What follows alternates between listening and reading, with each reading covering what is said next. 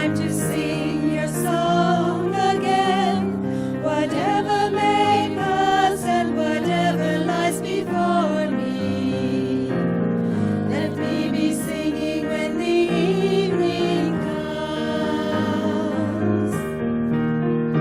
Bless the Lord, oh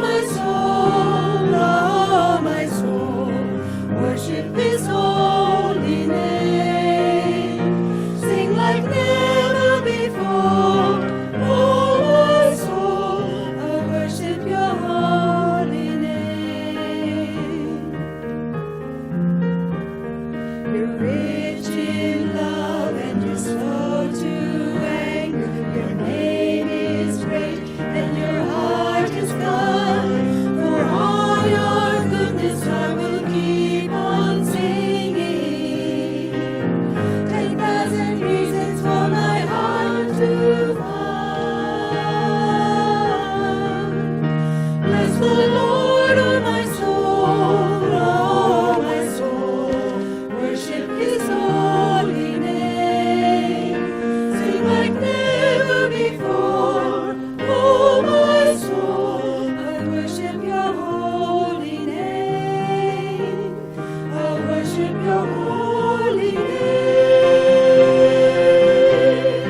Bless the Lord, oh my soul, worship His holy name. Sing like never before, oh my soul, I worship your holy name. I worship your holy name.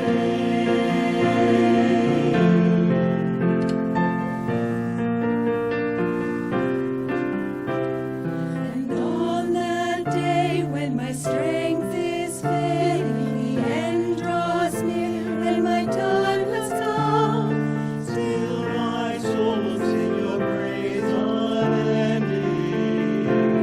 10,000 years and then forevermore. Bless the Lord, oh my soul, worship His holy name. Sing like never before, oh my soul, I worship your holy name. I worship your holy name. Worship your holy name.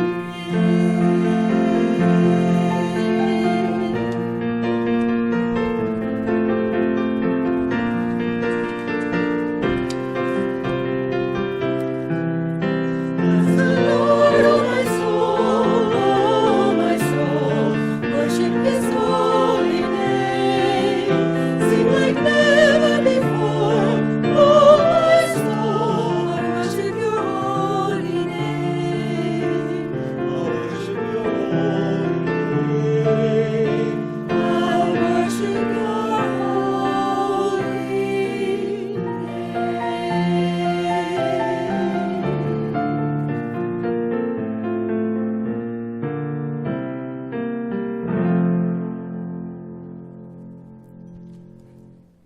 The Lutheran Praise Singers.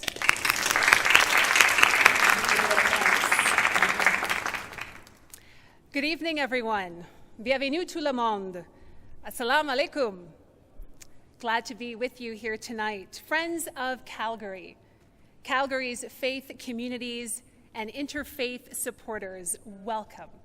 I am Danielle Ayana James, and along with Rabbi Shoal Osechi, co-chair of the Calgary Interfaith Council. And on behalf of the Council, I welcome you tonight here to the launch of the city's second annual United Nations World Interfaith Harmony Week. It is a joy to gather with you tonight. It is the culmination of many months of good work by many people who believe in the goodness of religious diversity in our city and nation, and who act to enrich the lives of others, promoting peace and harmony.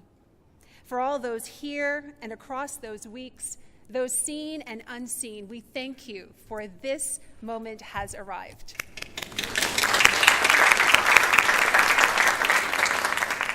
Tonight is also a beginning, It's a beginning to an amazing 7 days of meaningful moments of encounter and engagement, where Calgarians of all religious and non-religious standings, those of faith and those with no faith, the spiritually curious and the civically engaged will meet one another around topics, issues, and experiences that will awaken and deepen an appreciation for this city's religious and spiritual diversity as it promotes the common good. Thank you, all of you, for being here. Know that you are welcome just as you are, fully as you are. Together in our diversity, we are here. In 2010, the United Nations World Interfaith Harmony Week was proposed by King Abdullah II of Jordan, and later on that month was unanimously adopted by the United Nations. And since then, the first week of February has been observed as World Interfaith Harmony Week. The week provides a platform when all interfaith groups, faith and religious communities, and other groups of goodwill show the world what a powerful movement they can be when working together for peace, justice, goodness, and harmony. With us tonight around the world are thousands upon thousands of other individuals who share our common values and our vision for peace and harmony through our interfaith work. A quick look at the World Harmony Interfaith website this afternoon showed me just some of the countries that are gathering right now. Here's just a bit of that list. Malaysia, Guyana, communities in Egypt and India, Rwanda, Somalia, Pakistan, the Netherlands, Indonesia, Ethiopia, Jordan, Uganda, Russia, Australia, Iraq, Nigeria, the United Kingdom, Italy, France, the Philippines, and Denmark. Amazing. By your presence here, you are a part of an interfaith movement and a global conversation about what harmony and peace mean.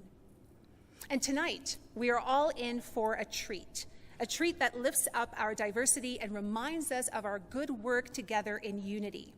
Beginning with the sounds of the Lutheran praise singers, we'll experience the beauty of prayer across traditions. You'll hear the story of the Calgary Interfaith Council and of our gold medal prize trip to Jordan and the learnings we made. And at the heart of the program will be an opening exploration of this year's theme, sharing sacred stories from generation to generation. You'll be introduced to active Calgarians of faith and religious communities and hear in their own words what this is all about, what matters most about being a person of faith, and what they'd like to pass on to the next generation. In a global climate where religious freedoms and celebration of diversity cannot be assumed, where stories of conflict, intolerance, and discriminatory action seem to grab the headlines before the stories of constructive collaboration, healing, and unified work for peace, this kind of gathering matters. When tonight we can think back just a year ago of that Montreal massacre at the mosque, we remember, we honor lives lost, communities changed, and we acknowledge that what we do here tonight matters. It's already making a difference, showing up at City Hall, standing shoulder to shoulder with others who long for harmony and goodness. We get to know one another and dare to write a different story than the headlines want to promote. And so it begins by meeting our neighbors and knowing one another. So we're going to take just 2 minutes, and I'm going to invite you to meet someone beside you. Maybe it's someone you know, someone you don't. And here's the question, before you go, here's the question.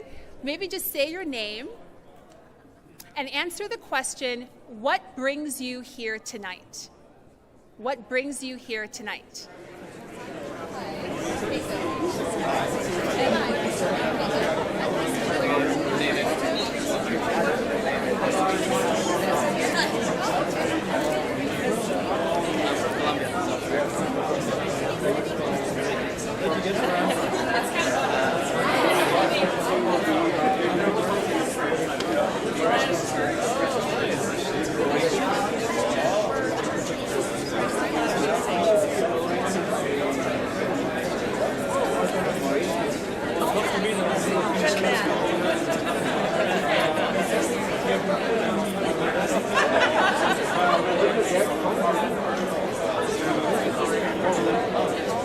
Is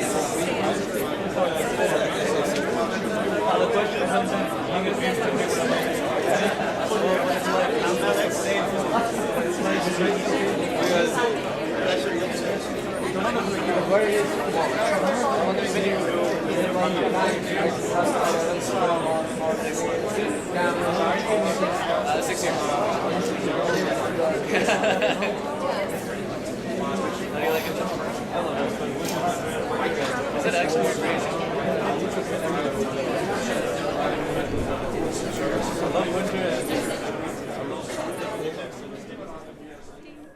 Welcome back, everyone. I hope you enjoyed meeting a neighbor. That's the very essence of what we're about as an interfaith community, as Calgarians, as Canadians, knowing one another and taking the time to hear each other's stories. I'd like to invite Linda and Tony. Is Linda here? Wonderful. We're so glad to see you. These new friends of mine are from Treaty 7 and would like to offer a welcome to us on this land and at this time. Thank you for being here.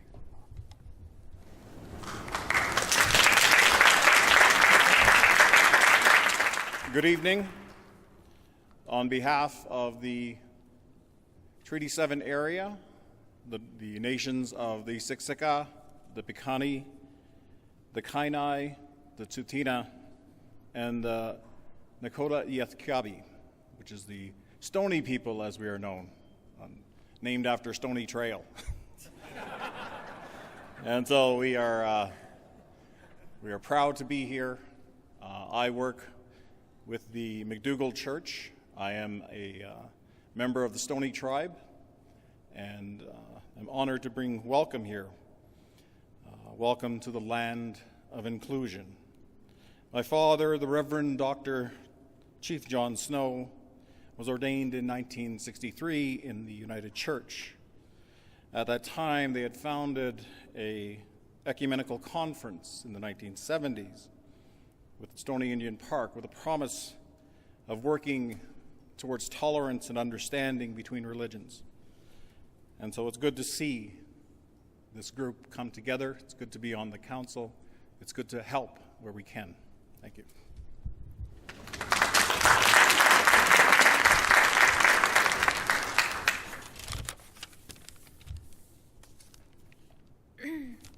Thank you for the opportunity to pray with you at this great event. Thank you to the respected dignitaries and people that are here. Thank you to the Treaty 7 nations and people.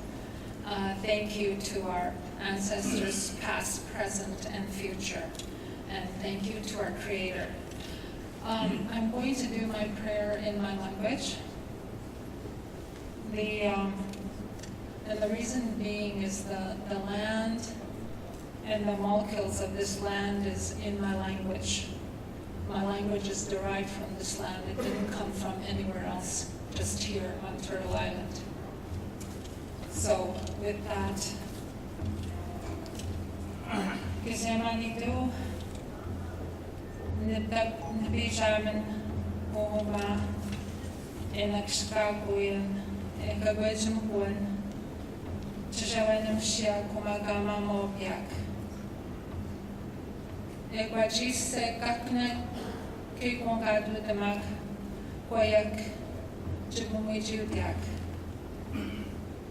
Shawanem Shnam, Tabatenemoen, Shawanem Shnam, Koyak, Mam Nenchkan, Shawanem Shnam, Teboen, Shawanem Shnam, Koyak, Mamitinen, Damoen. Shawanem Shnam, Mashkau Siwan. Shawanem Shnam, Kitchinen, Nimewewen. Shawanem Shnam, Sakhiwen. Shawanem Shnam, Nikishko, Nidehinan, Nidunan. Dashane, Dewewen, Chikmuijupiak, Megwatchogabum kagoshtuyak angeship wijudyak kadashyak umakik. Megwagaya kshemandu chinikan sayak. Mina gitehinag iga kchingen monchiayak.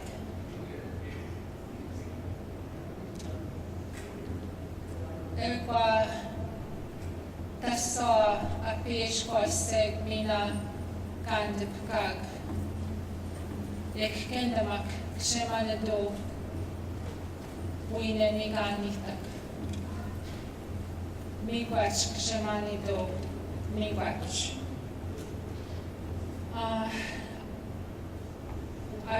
I just want to translate a little bit. I asked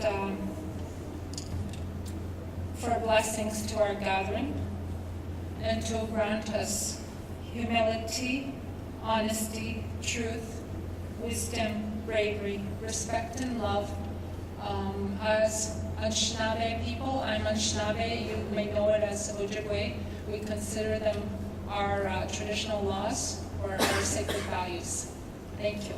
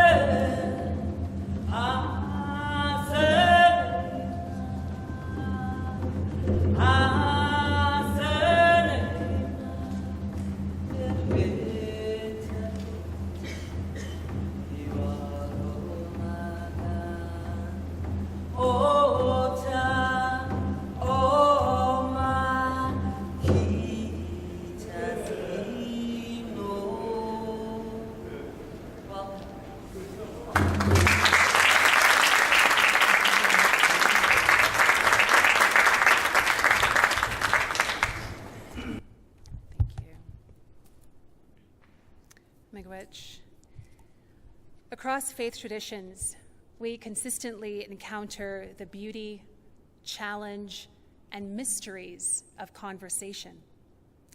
Conversations call forth our attention, open us to self and others. They help us to build relationship and understanding.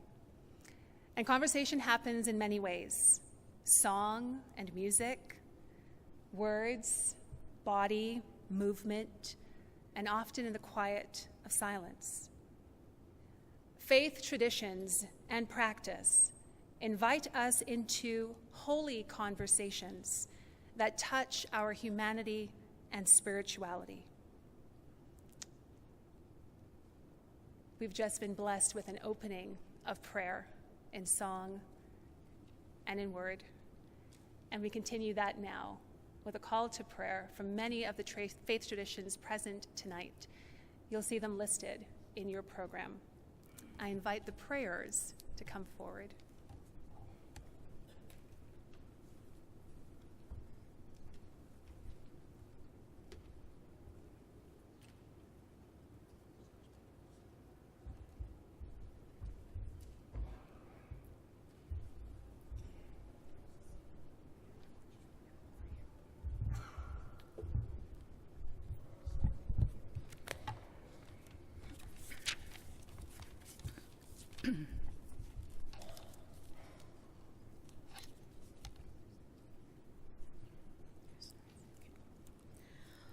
O thou kind Lord, thou hast created all humanity from the same stock. Thou hast decreed that all shall belong to the same household. In thy holy presence, they are all thy servants, and all mankind are sheltered beneath thy tabernacle. All have gathered together at thy table of bounty, and all are illumined through the light of thy providence. O God, thou art kind to all, thou hast provided for all, dost shelter all, conferrest life upon all. Thou hast endowed each and all with talent and faculties, and all are submerged in the ocean of thy mercy. O thou kind Lord, unite all, let the religions agree, and make the nations one, so that they may see each other as one family and the whole earth as one home. May they all live together in perfect harmony. O God, raise aloft the banner of the oneness of mankind. O God, establish the most great peace. Cement thou, O God, the hearts together. O thou kind Father God, gladden our hearts through the fragrance of thy love. Brighten our eyes through the light of thy guidance. Delight our ears with the melody of thy word, and shelter us all in the stronghold of thy providence. Thou art the mighty and powerful, thou art the forgiving, and thou art the one who overlooketh the shortcomings of all mankind. Abdu'l-Baha.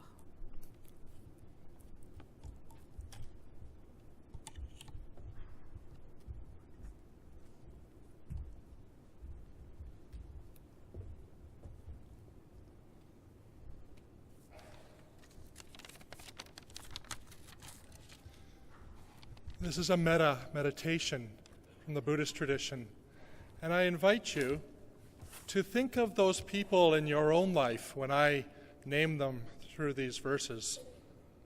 Send your aspirations for kindness to them. May I be well, happy, and peaceful. May no harm come to me. May no difficulty come to me. May no problem come to me. May I always meet with success. May I also have patience, courage, understanding, and determination to meet and overcome inevitable difficulties, problems, and failures in life. May my family be well, happy, and peaceful. May no harm come to them.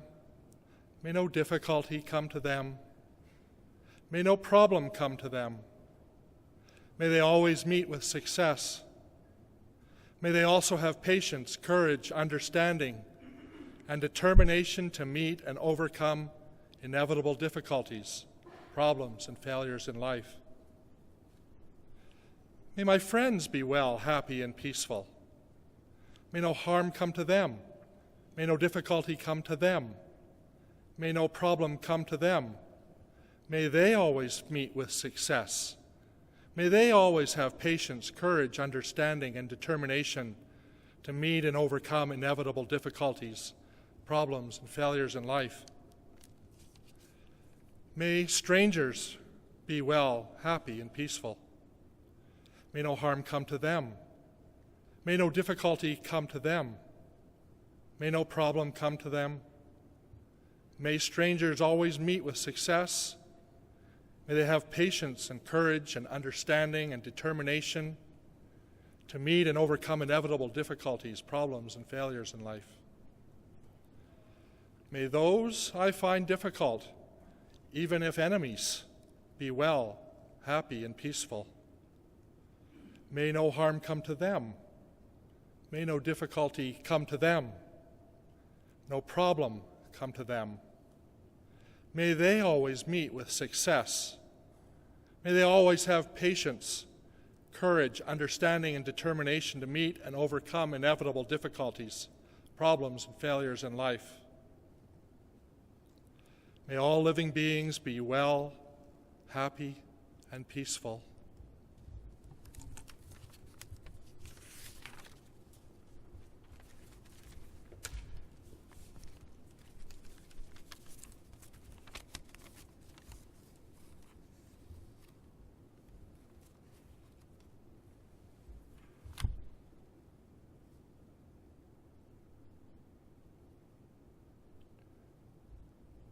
God of all compassion and kindness, source of mercy and grace and love, who have brought all things into existence out of nothing and have endowed us with the gift of life at this moment in time. We ask you to teach us the ways of compassion and peace. We ask you to transform our lives so that we would be free of all fear, of all anxiety, and of all enmity, and that we would see in the face of every person, especially the one who is the greatest source of difference from us, that we may see in that person the revelation of your goodness and your kindness that calls us out of our narrowness into the fullness of your life in freedom. We ask you to give us and to give every person the freedom to be true to herself and himself, the freedom to grow and to love and to care. And we thank you for the gift of this week of harmony among all traditions. We Christians ask you to transform us. We recognize in all of the various wonderful traditions in our city and province the source of your wisdom and love that brings us out of our own narrowness and self-concern and makes us greater citizens of the world. We pray for the wisdom that you would give us to offer hospitality to the stranger and to friends. And we ask you to transform our lives so that we would reflect your goodness and kindness to people who are most abandoned in this world, because it is in them that you reveal the fullness of your glory. And we ask you to bless us all in this week with gifts of hospitality and wisdom that come from knowing each other more fully and deeply. Amen.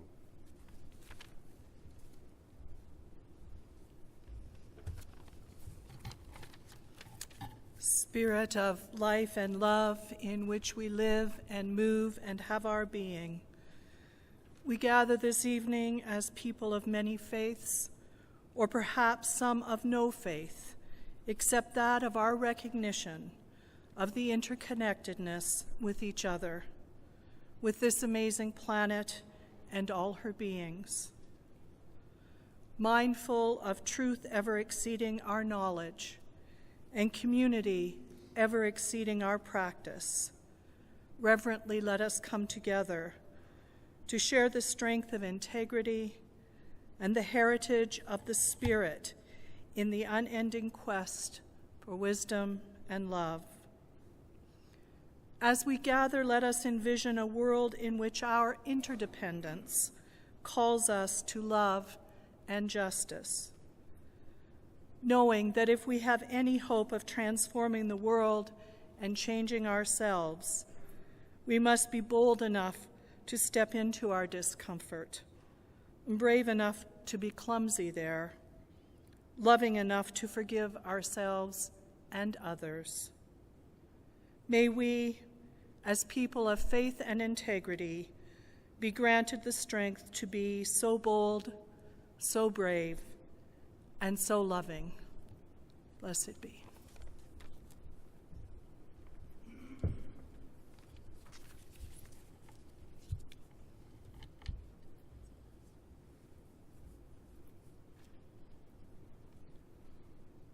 Om असतो मा सद्गमय तमसो मा ज्योतिर्गमय मृत्योर्मामृतङ्गमय ॐ शान्तिः शान्तिः शान्तिः ॐ सर्वे भवन्तु सुखिनः सर्वे सन्तु निरामयाः सर्वे भद्राणि पश्यन्तु मा कश्चित् दुःखभाग् भवेत् सर्वेषां स्वस्तिर्भवतु सर्वेषां शान्तिर्भवतु सर्वेषां पूर्णं भवतु सर्वेषां मङ्गलं भवतु ॐ द्यौः शान्तिरन्तरिक्षः शान्तिः पृथिवी शान्तिरापः शान्तिरोषधयः शान्तिः वनस्पतयः शान्तिर्विश्वे देवाः शान्तिर्ब्रह्म शान्तिः सर्वगं शान्तिः शान्तिरेव शान्तिः सा मा शान्तिरेधि ॐ शान्तिः शान्तिः शान्तिः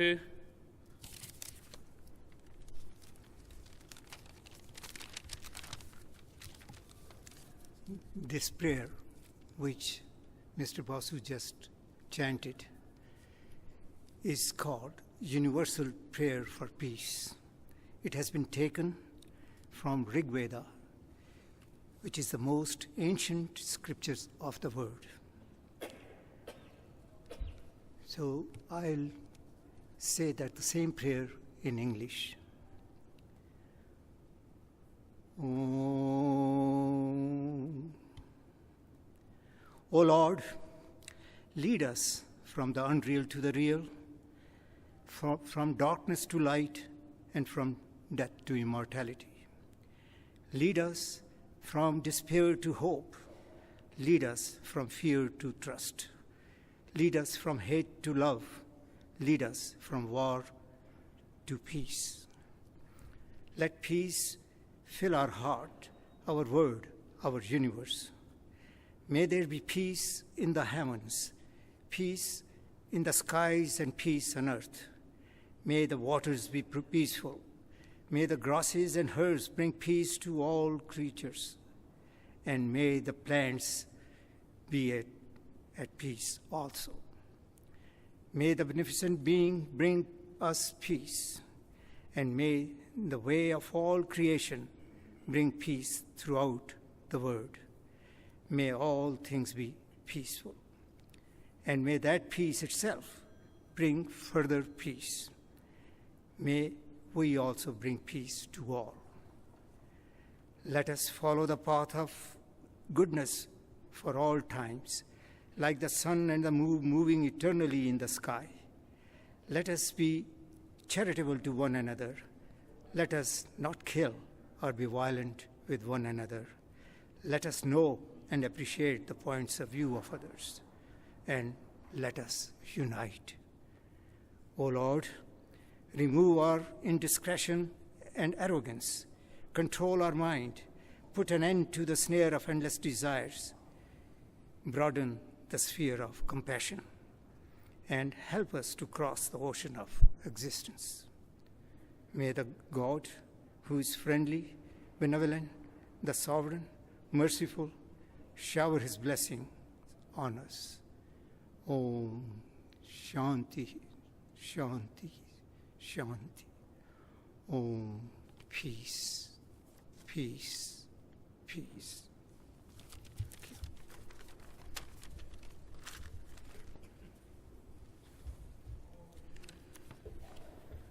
According to Jewish law, when you see a person who is strange or unusual, different than you are, what you're not supposed to do is recoil in horror. When you see an unusual person, you're not supposed to say, "Thank God I don't look like her." When you see an unusual person, you're supposed to say, "Whoa." You're not supposed to say, "Whoa, I dodged the bullet, and I remember that when I look at this guy." Those are all profoundly unholy responses. Instead, when you see somebody who is really different than you, Jewish law calls upon its adherents to recite one of the many what are called birchot nehenin, blessings of enjoyment, blessings that we say when we get to partake of one of God's great gifts to the world. And when we see one of these people, in this case, we're supposed to say the words in Hebrew, "Blessed are you, Lord our God, ruler of the universe, who makes people different from one another." Wouldn't it be a shame if we were all the same? Wouldn't it be a shame if everyone in this community of ours had one single religious perspective, one single set of practices, one single view of the world? And aren't we a profoundly rich culture because we are all so very different from one another? And so at this sacred gathering, in this wonderful center of our community, with so many different people sitting shoulder to shoulder right here in this room, I share these words of blessing with you because I can hardly find better words to say.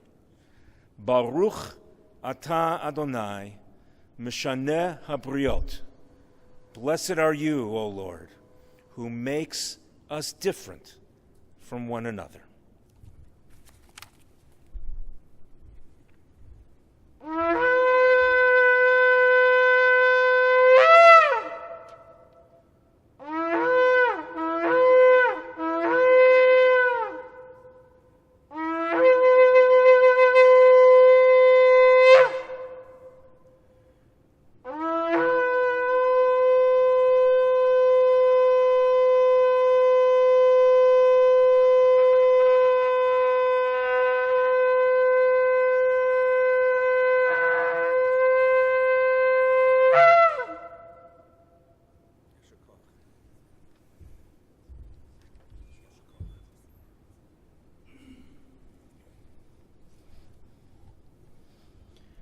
Welcome, everyone.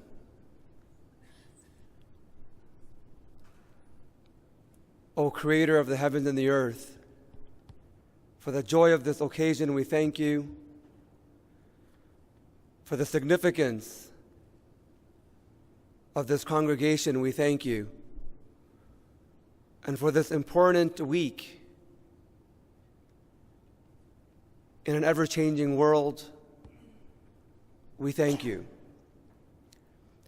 I pray that we all learn, but more importantly, live how to listen without interrupting, how to speak without accusing, how to share without pretending, how to enjoy without complaint, how to trust without wavering, how to forgive without punishing,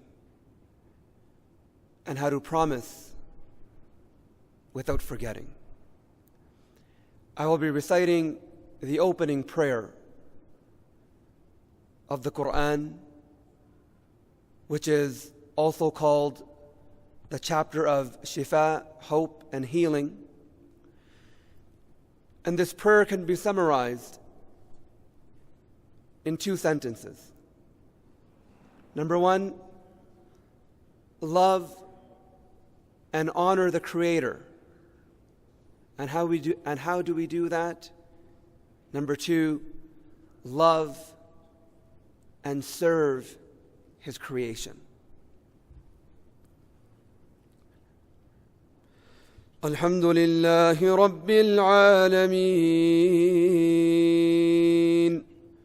الرحمن الرحيم مالك يوم الدين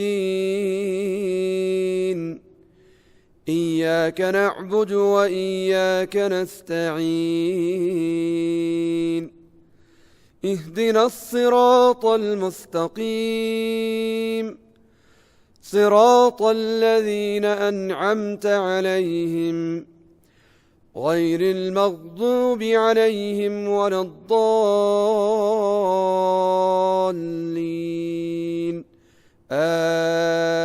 آمين. Stay blessed.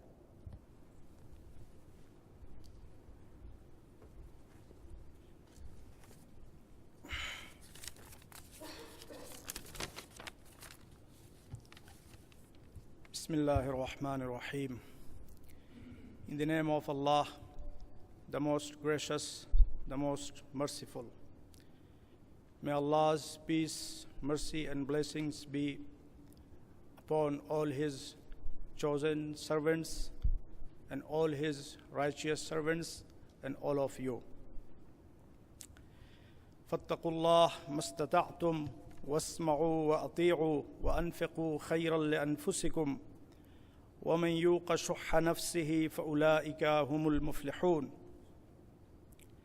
Spend for others, it is for your own betterment, and those who are saved from the stinginess of heart, that is selfishness, are indeed the successful. O Allah, allow us to be cautious of our responsibilities toward you and your servants by listening to and obeying you. And allow us to hoard the success in both worlds by serving your servants and sharing with others whatever we possess. تخلقوا بأخلاق الله. O Allah, we are told to practice and demonstrate your noble attributes. O Allah, you are at most kind, merciful, loving, patient, overlooking, and oft forgiving. So allow us to exercise these attributes in our capacity. O Allah, we offend you, but you forgive us. Let us follow you by forgiving those who have offended us. O Allah,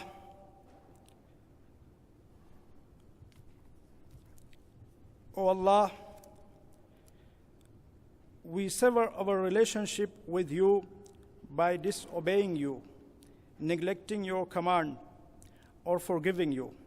Let us establish our ties with those who are cut off with us, and remember those who tend to neglect and forget us. Allahu nuru samawati wal ard. O Allah, you are the light of the heavens and the earth, but our beautiful world is getting shrouded by the evil shadows and treacherous darkness. O Allah, allow us to be enlightened by your eternal light, so we can enlighten the world with love and virtues. Prophet Muhammad used to say, Al-ilmu aslu kulli khair, wal-jahlu aslu kulli shar. Knowledge is the source of all the goodness, and ignorance is the root of all the evils.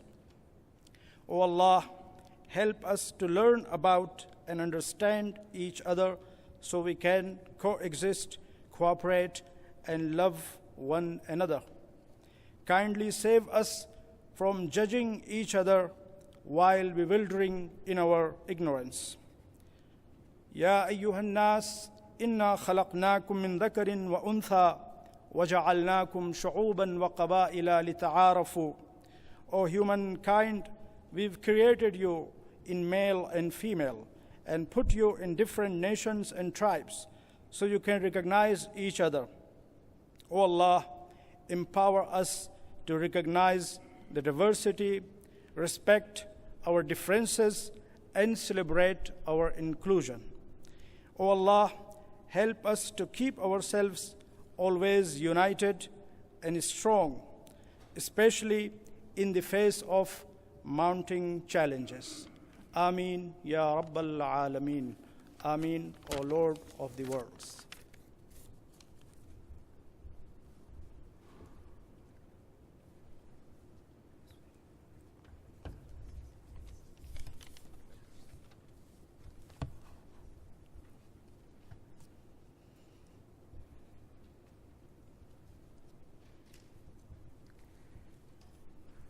The air in this civic arena is thick with prayers of blessing and unity, and we give thanks.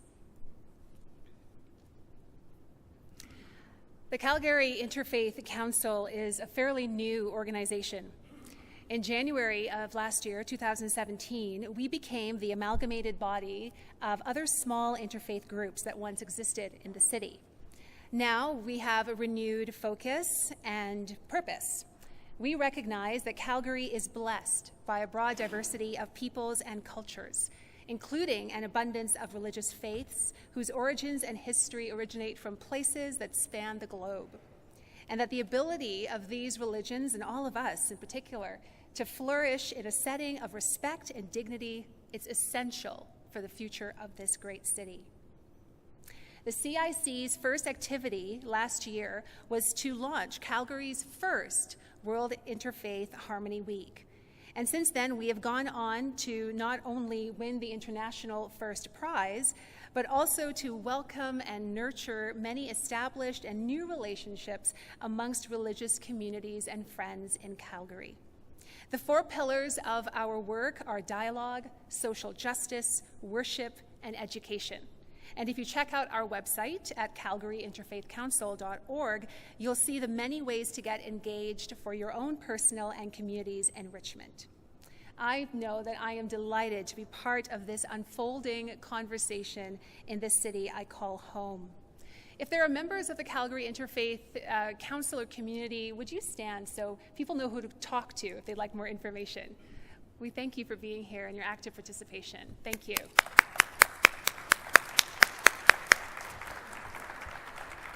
On a personal note, when I moved to Calgary some 2 years ago, I wondered, as we all might wonder when we move to a new place, who would we meet? How would we be welcomed? Would there be others who shared passions like interfaith work, openness, and curiosity to others?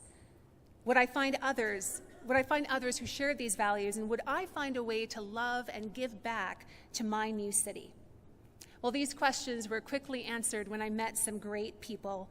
I'm looking at one right now, Saima Jamal, one of our city's great activists who cares about connecting people, who cares about refugee work in this city, and who cares about bringing different communities of faith together to do good work for justice.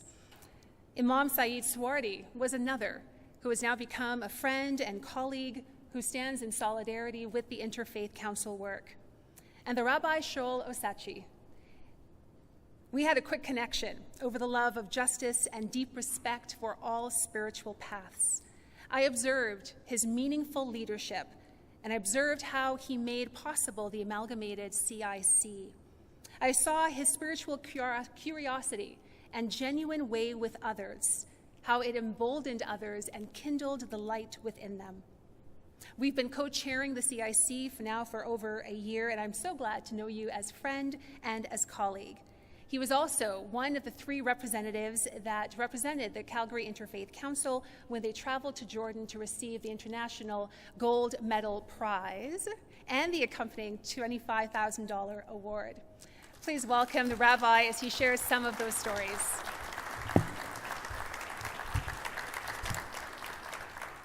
Yeah, you're most welcome.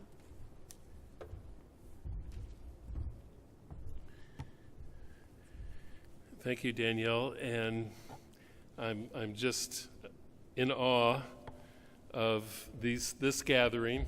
Again, last year was so inspiring, and this year even more so, as we have the opportunity to come together and to profess what really is most important to us, and that is the ability for us to get to know each other, to work together, to pursue the common good. And we chose this event to launch the Calgary Interfaith Council precisely because it represented one of the main values and principles that we all share and harbor, which is interfaith harmony. And so we had this opportunity to put on this week. Little did we think that we would actually win the award. And in fact, when I got the email, I yelled upstairs to Bobby, "We're going to Jordan!" And she yelled down, "What are you talking about?" So here we are. Good. He's ahead of me. I get to do the fun part. I get to do the travel log here. And this was an incredibly memorable and exciting opportunity to interface with the other award winners from Bosnia and from the UK, and to be part of a network globally of people who are dedicated and devoted to pursuing these values as well. And so we arrived in Jordan on a Friday evening, and if I can paraphrase the Mel Brooks movie, it's good to be the king. It's good to be the king's friend. So we went through the customs without going through customs. That was the coolest thing I've ever done in traveling. Are we good? Okay, we're here. Great, thanks. So we had a good night's sleep. We woke up, met our fellow prize winners, and we were taken to the site of the baptism of Jesus at the Jordan River. A most interesting opportunity. There we go. There's a number of churches at the site. This is, of course, a very historic place. And this is the Church of St. John the Baptist, quite an impressive church, still in use to this day. So here's some of the inside of the church, quite spectacular. Here's the Jordan River, the mighty Jordan River. This is it. Yes. In the old days, it used to be mighty and wide, but it is no longer. It's kind of muddy and narrow. Here's the pavilion. Now, so we're on the Jordan side, and now to just put a little perspective, so I'm the first Jew that was part of this award ceremony. And so I kept being asked, "Have you ever been here before?" We were all asked. And I said, "No, but I was on the other side once." So here we are at the waters, and on the Israeli side, that's the Israeli side, you see all the pilgrims coming down. Truly a very moving sight to see people of such devotion coming and reliving this experience as it must have happened 2,000 years ago. We went to the Dead Sea and had lunch. Again, the same question. Have you ever been to the Dead Sea? Yeah, just look on the other side of been over there. So we had a beautiful lunch. We got to know each other. We came back in the evening. We had dinner in a beautiful Jordanian restaurant, very traditional type setting with Dr. Minwar, who's the head of the Royal Albayt Institute, which is overseeing this award, and the other staff. There's a couple of the locals right there, Fayaz and Noreen and Bobby and myself. I was the only one that took deleted that picture of smoking. Noreen and Deborah. The next day we had the award ceremony. So we went to the King's Palace, and we were treated so kindly and with such great hospitality. And the ceremony was essentially the award winners, the king, the judges, and some of the staff. And I had the privilege of offering the remarks to the king on behalf of the award winners. And I was told I had 3 minutes, which was a really impossible task for clergy. But I was able to do that successfully. I began fully aware that as a Jew, I was speaking to a Muslim king. And there's one blessing, we were talking about blessings in the Jewish tradition. So there's one blessing that I've never uttered in my life until that moment. And I said to the king, as I began my remarks, there is one blessing that you have permitted me to recite on this occasion. And it's a blessing when we come into the presence of a king or a head of state. And so I recited this blessing, translated it, recited in Hebrew, translated into English, because I wasn't sure how good his Hebrew was, although I suspected it was better than my Arabic. And then from there, the awards were presented to us. I was privileged to receive the gold medal, and Deborah received the certificate, and Fayez received the rosary beads. So it was quite an impressive moment. And each of us had about, 20 seconds or so with the king to exchange greetings and blessings, and it was quite a spectacular moment, and inspired us to keep working as we are. Here we are, each of us, and the other award winners. So the women from Bosnia were engaged in interfaith conversations there in the wake of all the war and the destruction and the attempts of genocide and so forth. This was a very significant effort on their part. And then the last two individuals are the married couple from the United Kingdom who have a soup kitchen, an interfaith soup kitchen that feeds people from across the community. From there, we proceeded to a dedication of a Greek Orthodox church in this forested area. Jordan turns out to be one of the poorest countries in the world in terms of water resources, which would not be surprising to most. But this was in a beautiful forested area. The church was there, and we were privileged to be part of the dedication, after which we met with Prince Ghazi, who's the cultural and religious advisor on these matters to the king. And Fayez invited him to come to Calgary. We're still waiting, but hopeful. The last day we went to Petra. That was just magnificent, unbelievable.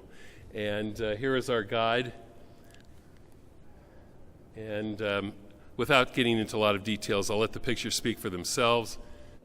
Just an amazing experience getting there through the wadi, and then you come out to the treasury.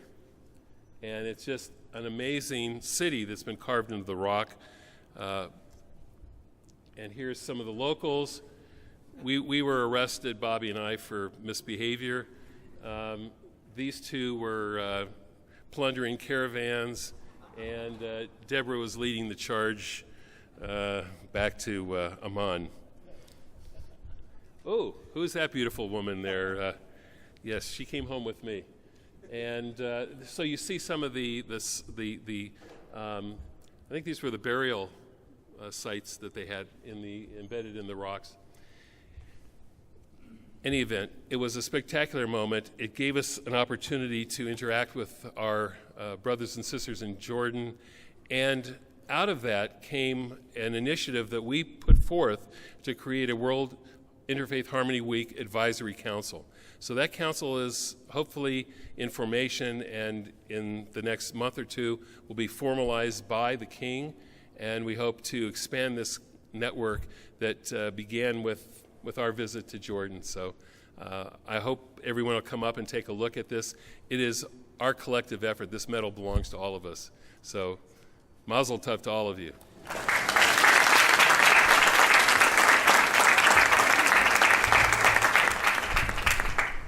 All this great work is happening within a great city. And here to bring greetings and the proclamation is our mayor, Mayor Nahid Nenshi.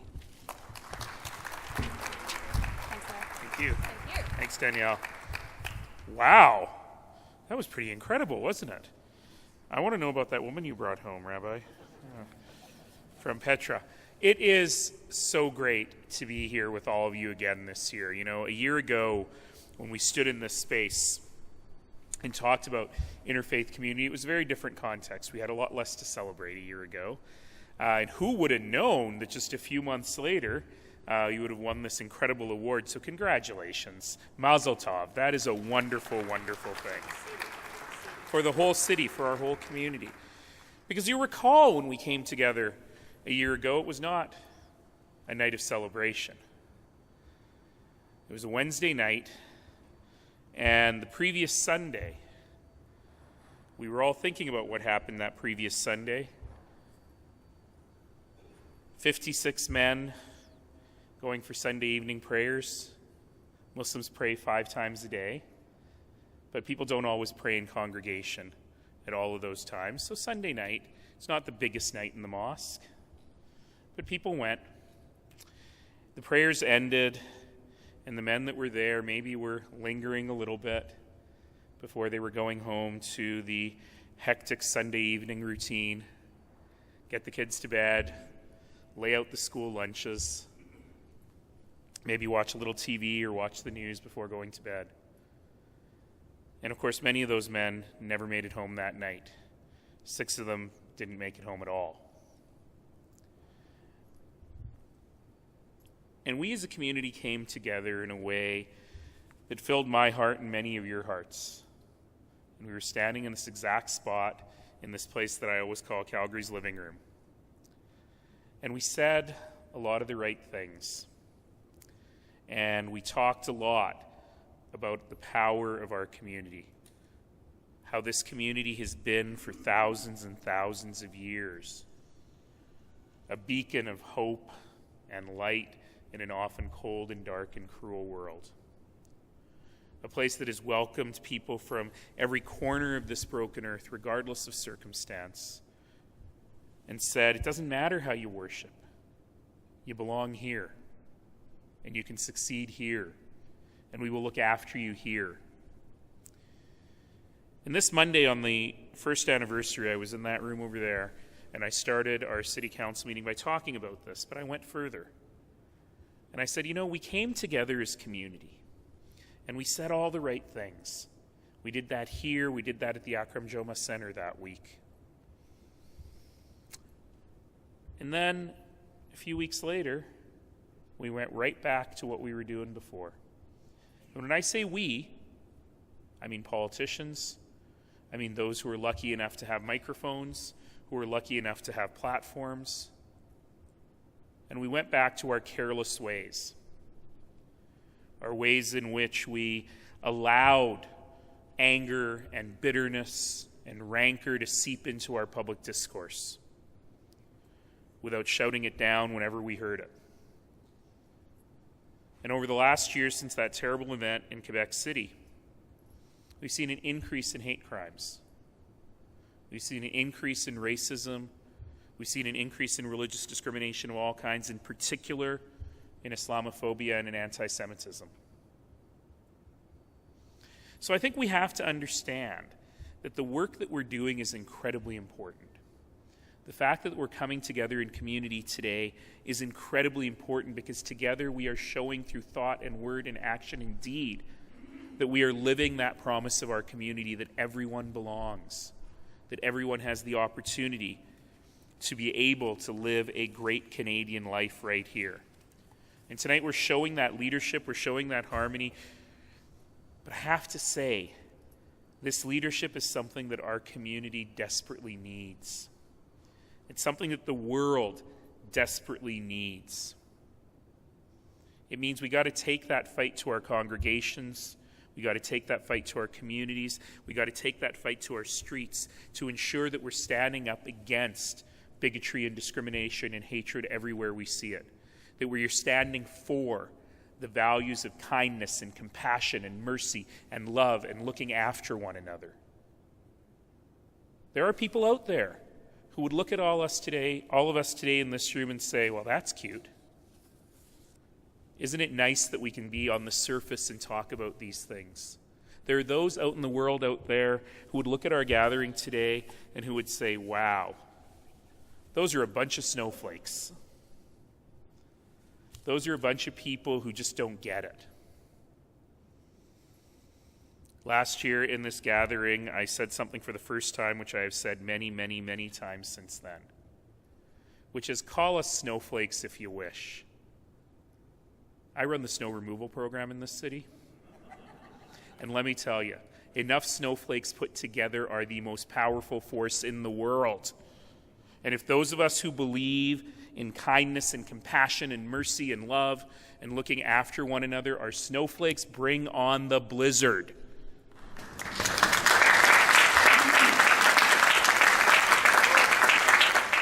Because never, never, never, never, never, never, never mistake kindness and compassion and mercy and love for weakness. They are not weakness. They are strength.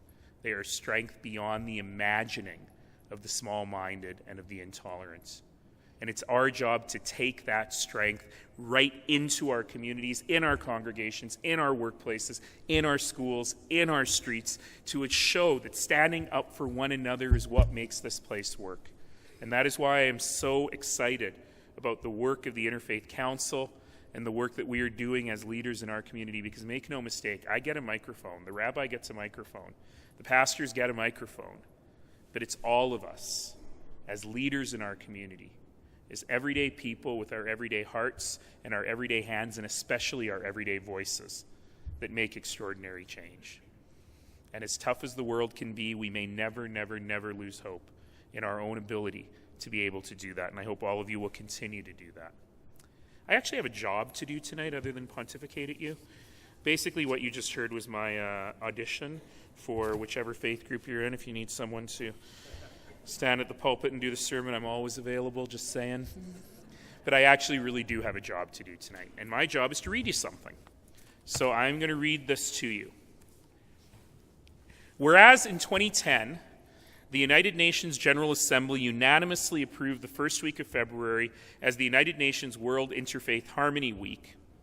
This week provides a platform for all interfaith groups and people of goodwill to recognize their common values, share customs, and strengthen ties in the spirit of mutual respect, peace, and harmony. Whereas our city recognizes the equality of rights and privileges of citizens from diverse communities and promotes zero tolerance of discrimination. Whereas the City of Calgary encourages and supports the development of programs and projects that promote harmony and foster understanding of our city's diversity of faith and culture. Whereas the opening ceremony, that's this, for the United Nations World Interfaith Harmony Week will be held at City Hall on February 1st with events to follow throughout the city.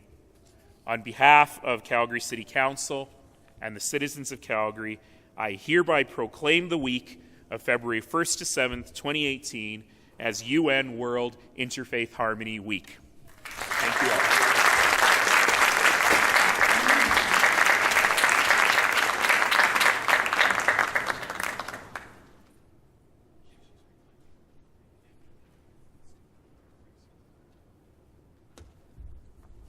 Beautiful. Just confirming that our MLA is in residence. There she is. Fabulous.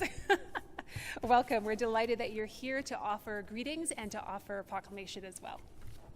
Thank you. I didn't see you behind the rabbi's head. Okay. Good evening, everyone. Many congratulations to Rabbi Osachi for this big achievement and all the contributions of Calgary Interfaith Council. And it has been all possible that we are all sitting together and celebrating diversity because of the contributions of amazing people like yourselves, our community leaders, residents, and definitely we are in the great province of Alberta, great country, Canada, and of course, how can we forget Calgary?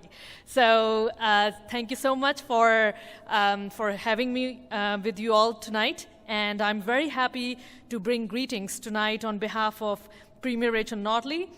It is my honor to bring greetings from the government of Alberta and my New Democrat colleagues as we respectfully gather on Treaty 7 territory. Last fall, I presented the motion in Alberta's Legislative Assembly to declare the first week of February, beginning this year, 2018, to be the annual United Nations World Interfaith Harmony Week. And this motion got approved and passed in the House after the unanimous consent of all the MLAs in the House. So we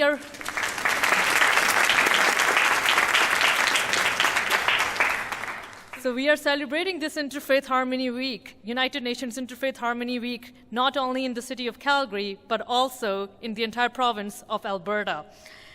As we all know, World Interfaith Harmony Week was proclaimed by the United Nations General Assembly on October 20th, 2010. The resolution highlights that mutual understanding and interreligious dialogue constitute important dimensions of a culture of peace and establishes World Interfaith Harmony Week as a way to promote harmony between all people regardless of their faith, with the aim to enhance mutual understanding, harmony, and cooperation among people. I find it most appropriate in a time where misconceptions and misunderstanding lead to fear, fake news, and hate crimes, that we encourage harmony and understanding in Alberta when it comes to diversity, especially diversity in faith. Alberta, as the rest of Canada, has a very diverse community. Here in Alberta, we celebrate and share our diversity throughout the year. Here in Alberta, we are proud of our diversity. In fact, here in Alberta, our diversity is our strength. That is why our government supports these values through multiple initiatives. Initiatives such as gathering input on ways for government to combat racism, foster acceptance, and promote an inclusive society. Celebrating diversity through Alberta Culture Days, a 3-day provincial celebration that raises awareness, accessibility, participation, and engagement of all Albertans in the arts and cultural life of their communities. The declaration of April as Sikh Heritage Month celebrates the contributions of Alberta's Sikh community to Alberta's cultural and religious diversity and the richness of thoughts and ideas that Sikh Albertans contribute to our province. Proclaiming February as Black Heritage Month, a month-long celebration recognizing the contributions of people of African and Caribbean descent, giving all Albertans the opportunity to learn more about the Black experience in Alberta and hear amazing stories of struggle, of hope, and of triumph. Supporting efforts toward reconciliation of Indigenous and non-Indigenous Canadians, and adding such opportunities for Albertans from different faiths and backgrounds to come together strengthens the cohesion that exists in this province. But we know there is still work to do. That's why we have been reaching out to communities across Alberta to take practical steps to fight racism, foster acceptance, and promote inclusion and diversity today, tomorrow, and for generations to come. I'm proud that our government is taking steps to foster relations with diverse ethnic and religious communities, and I believe that Interfaith Harmony Week will contribute towards the education and relationship building to engage each other and work towards a harmonious and plural society. The Interfaith Harmony Week provides a time and space to celebrate, foster harmony, and create a greater understanding of the many faiths practiced in our great province. Many of us are also concerned about prejudice and harassment insidiously weaving into our communities because of the distortion of the truth and the building of negative stereotypes. Whether this is through large media networks or individual social media pathways, communication networks and technology provide great benefits for us, but our information and understanding cannot come from this one area alone. The fact is, because of our undeniably diverse province, we also have to constantly address how we need to reach out to each other with understanding and respect and not depend on one form of communication to gain knowledge about our neighbors. We must reinforce and find the many ways of creating greater sharing of our stories by educating ourselves in order to learn about others. And we must start in our own backyards through our everyday social, professional, and commercial interactions with our neighbors, our schoolmates, our colleagues, and create a continuum from there into the wider community. This week, the province of Alberta will join millions across the world to celebrate what unites people in faith, that is, love and good actions. Our priority is to make life better for Albertans, and I'm proud to be part of a government that strives to build and strengthen this province through inclusion and recognition that diversity is our strength. I am very delighted and pleased to join you all, and I would like to mention one point which is not closely relevant to this speech, but just to acknowledge the fact that I'm very grateful to my parents who named me Anam, because Anam is an Arabic word, an'am, which was used during the prayers when we had brothers reciting the phrases from Quran. So, and it means God's gift. So I would like to especially acknowledge my parents to name me, and then their prayers have been very helpful for me to be with you all today, because they always thought that one day I will be standing up to make a difference in this world. So thank you so much for having me tonight with all of you, and I wish you all the very best.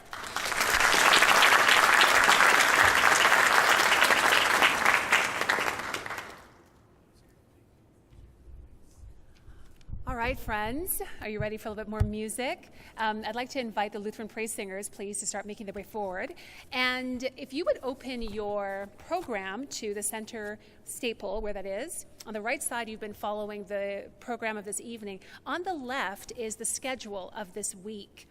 There are several things that are happening. I want to draw your attention to two things at this moment. One is the series of open houses.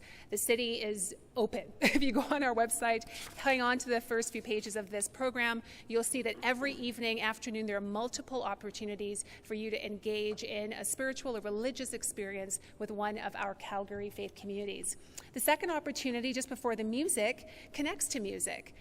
On February 10th and February 11th, at the very bottom of your left-hand page, you'll see that there are two concerts taking place. Building Sacred Bridges concert. They're fundraisers for the Interfaith Habitat for Humanity bills, and the Lutheran praise singers will be there, in addition to several other wonderful music ensembles that are listed. And I hope you got a postcard on your seats. If not, there are several available for you to share with others and invite them to these experiences. Thank you so much, praise singers.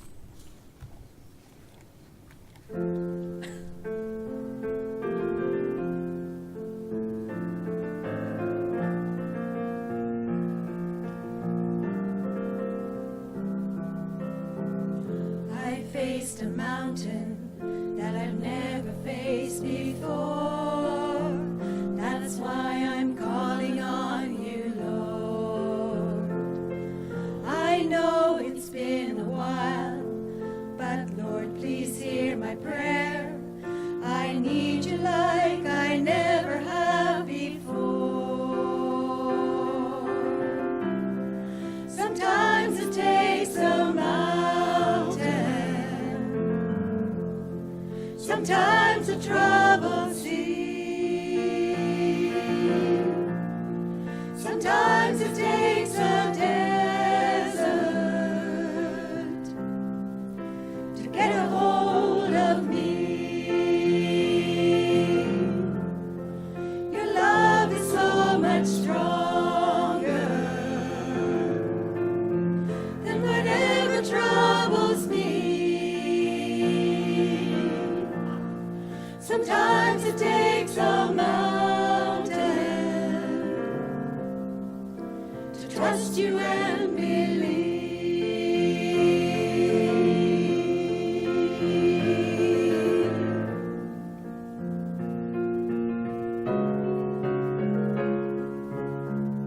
Forgive me, Jesus, I thought I could control whatever life would throw my way. But this I will admit has brought me to my knees. I need you, Lord, and I'm not ashamed to say. Sometimes it takes a mountain, sometimes a troubled sea,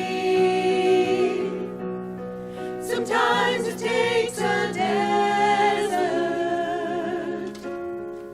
to get a hold of me.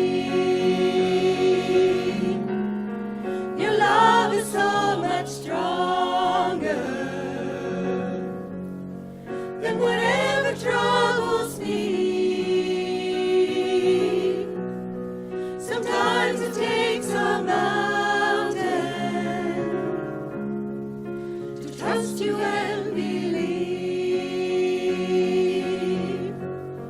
Sometimes it takes a mountain to trust you and believe. Sometimes it takes a mountain, sometimes a troubled sea, sometimes it takes a desert to get a hold of me, get a hold of me. Your love is so much stronger than whatever troubles me. Sometimes it takes a mountain to trust you and believe. Sometimes it takes a mountain to trust you and believe. Trust you and believe.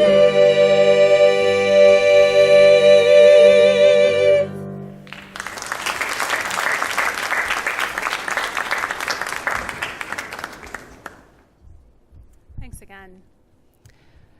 Friends of the Interfaith community, we are at number 11 in our program, and it's entitled The Program. This is where we get a sneak peek into some of the early conversations and explorations around this year's theme, sharing our sacred stories generation to generation. Over the next few moments, we will have a series of individuals, an elder and a younger person, who will be sharing from their perspective and their faith tradition something or some things that they really appreciate and that they think are central to their understanding of their faith, and they would like to see shared with others, passed on to the next generation. So there are 3 chairs. I'll be in one to welcome those who we call up by faith tradition, and I'll be inviting you just to share your name and then to share your comments and your thoughts. All right. We'd like to welcome members of the Baha'i community. I can't see where you are. Come on up. We'll introduce ourselves and share our thoughts. Is the mic on?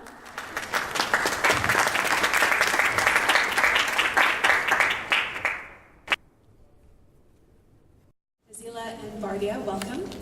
Would you just say your names? I'm nervous I'm not saying things correctly, and the community that you're from and where you worship. Hello everyone, my name is Nazila and I'm from Baha'i community, and I'm so grateful to have this opportunity to be with you, friends. And my name is Bardia. I am 11 years old, and I'm very honored to be in front of many, many great people.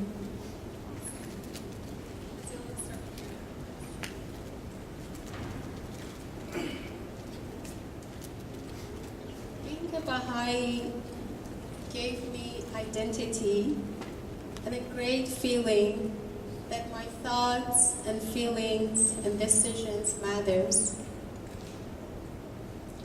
I learned the purpose of my own life and how to love and practice through service in my daily life.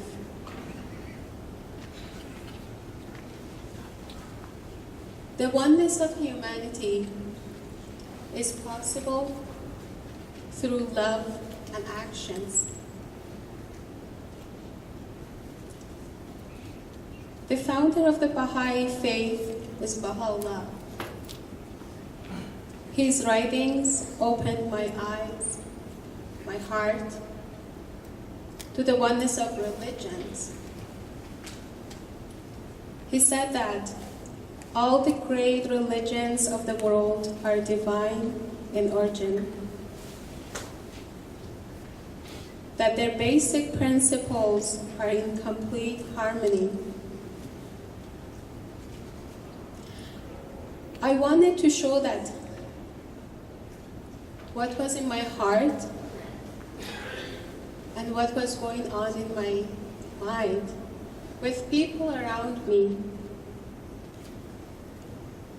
to see the oneness of humanity. But in Iran, where I grew up, the Baha'i community is being relentlessly persecuted. And those who are Baha'i in Iran are imprisoned, denied their human rights, and even killed. I'm here to serve humanity towards peace and unity of all nations, religions, and races. Here in Canada, I have the freedom of religion and thought to do so. My belief is sacred to me. Baha'u'llah calls for good deeds, kind words, and upright conduct. He enjoins service to others and collaborative action. And the task of constructing a world civilization founded on the divine teachings. He summons every member of the human race. Might one not ask, in contemplating the breadth of his vision, upon what foundation shall humanity realistically build hope for the future? Is not this?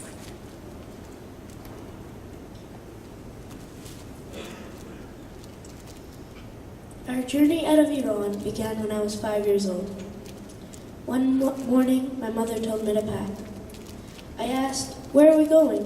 She answered with a smile, "To a better place, I don't know where."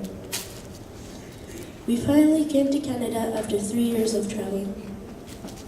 My mom and dad's hope, belief, and strength in this faith, and love to serve humanity in the path of Baha'u'llah encouraged me and has led me to a spot where I now have a love for humanity and want to contribute to make a better society in which we can all live in peace and unity.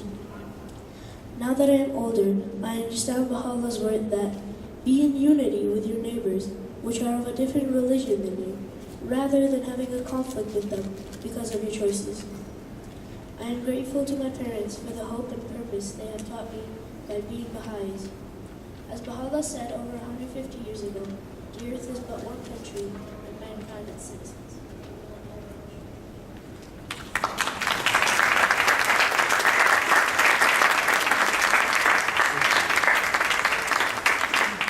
Absolutely.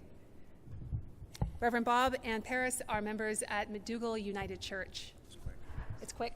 Have a seat. Welcome.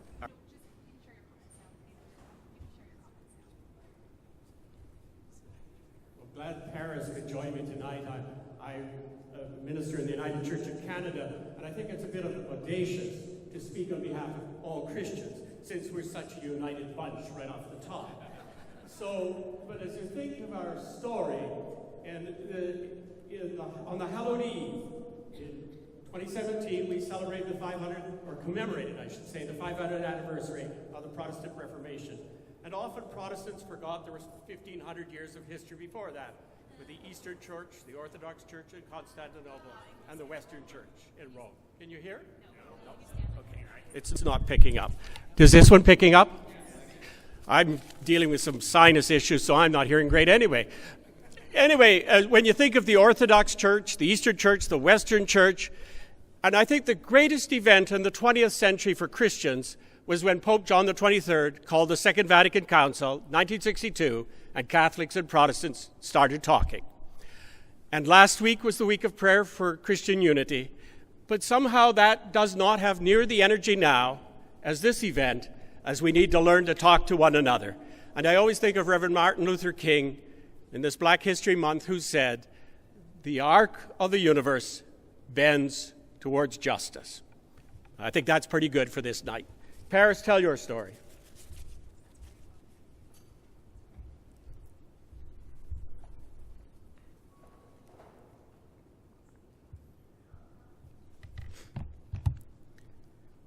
When I first looked at what it was that I would be speaking about, I laughed a bit to myself. What tradition, value, or aspect of my religion would I want to transmit to the next generation? I practically am the next generation, and they want my opinion? That's kind of weird. Although I'm very excited to be able to talk here tonight, because the inclusivity of young people during events like these is something that is very important to me. These events that deal with a multitude of religions with people whose backgrounds are all so unique should not have a predictable age range of people who are taking part. That should be just as diverse as everything else. Oh, and I've lost my spot.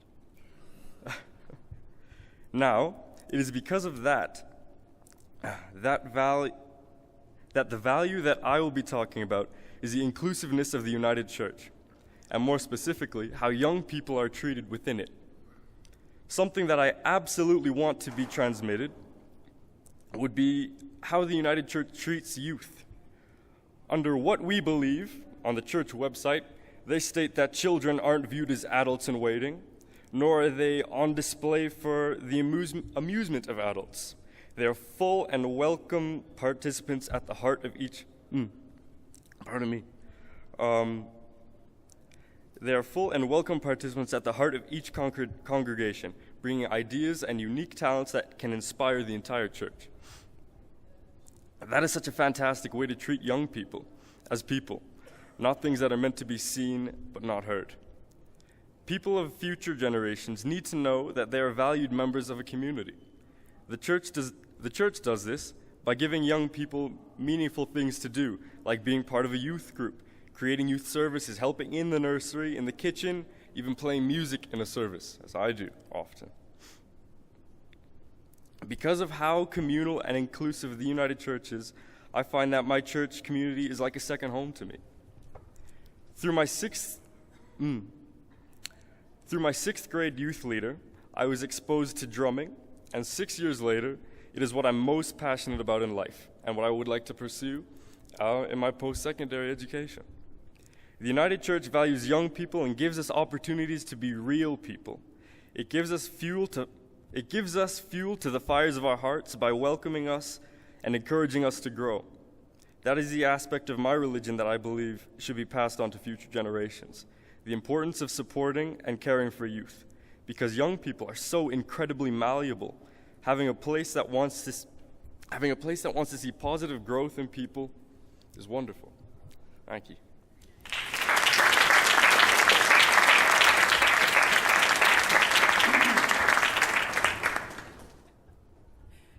That's wonderful. Thank you very much, friends. We have some friends with us from the Hindu community, and there are several young people who will be part of that conversation, Purani and others.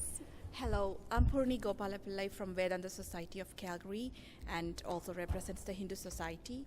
And we have our kids group from our tradition, Dakshayani, Haran, Harini, and Patrick.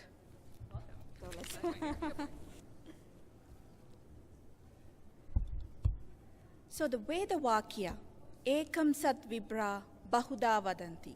Truth is one. The wise one call it in different names.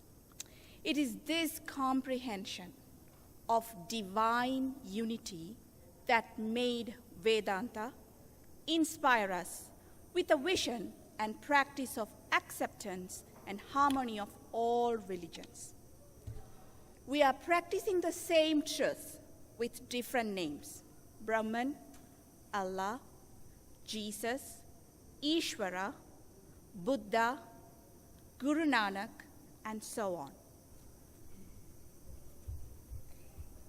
It is the same truth that we call as Jesus and celebrate his advent during Christmas, singing Christmas carols and discussing his life and work. It is the same truth that we call as Buddha and celebrate his advent in the month of May and getting inspirations from his teachings. It is the same truth that we meditate upon during our meditation sessions. And it is the same truth that we worship as Mother, Durga, Sri Sharada Devi, as Father, Shiva, Sri Ramakrishna as beloved Krishna, and so forth.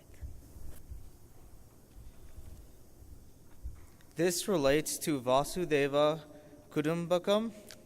That is, we are related to the whole universe, which manifests the feeling and love for others that is already within us, thus uniting us all as one family. We practice love for all, thus feeling for the society, and striving together for excellence, and we pray to Almighty. Let us together be protected, and let us together be nourished by God's blessings.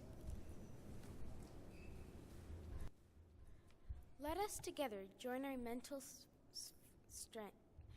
Let us together join our mental forces in strength for the benefit of humanity. Let our efforts at learning be enlightening and endowed with the force of purpose and filled with joy. Let us never be poisoned with the seeds of hatred for anyone. And finally, let there be peace and serenity in our inner beings, all living beings, and the universe. Thank you.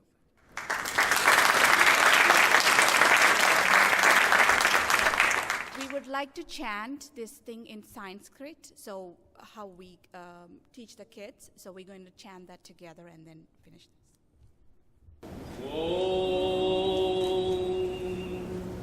Sahana bhavatu, sahanau bhunaktu, sahaviryam karavavahai, tejasvinavaditamastu ma vidvishavahai.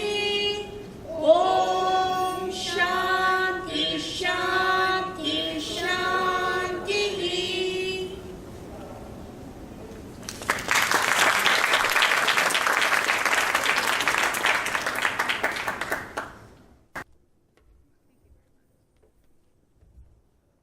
I'm so moved by what we're experiencing here right now. I'd like to invite Linda and Linda, are you coming forward? That'd be wonderful. Yeah, fabulous. And I believe you're coming with your niece.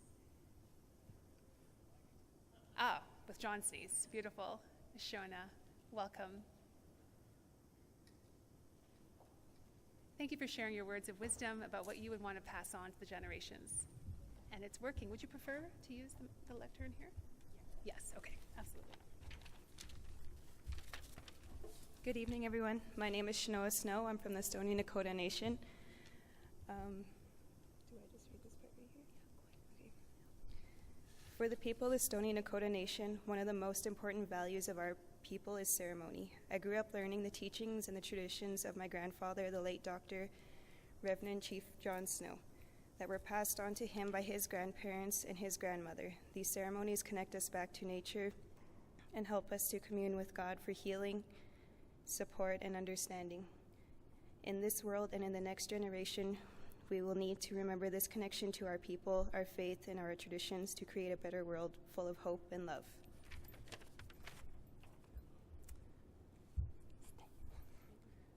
Hi. When I was asked if I would come up with a value I'd like to leave for the future generations, I was thinking that maybe language or perseverance, and I'll explain those. Back in 1876, when Canada brought the BNA Act, and many Canadians celebrated the new country. For us as Native people, our spirituality, our languages, our ceremonies were banned. Basically, our identity was forbidden. And today we suffer those effects still. And you may see it in the headlines of the newspapers on what has transpired since that time. Today, we are trying to teach our children the language, and I really, really emphasize the language. Again, I say it comes from this land. It doesn't come from anywhere else, and for that we were persecuted. Our understanding of who the Creator is within our languages as well. So for that, I would like our young people to learn their languages and to persevere in learning. Because when we have those back, we will be healthy and we will be the neighbors that welcomed you in the first place. And we will all come together in love. That is my hope.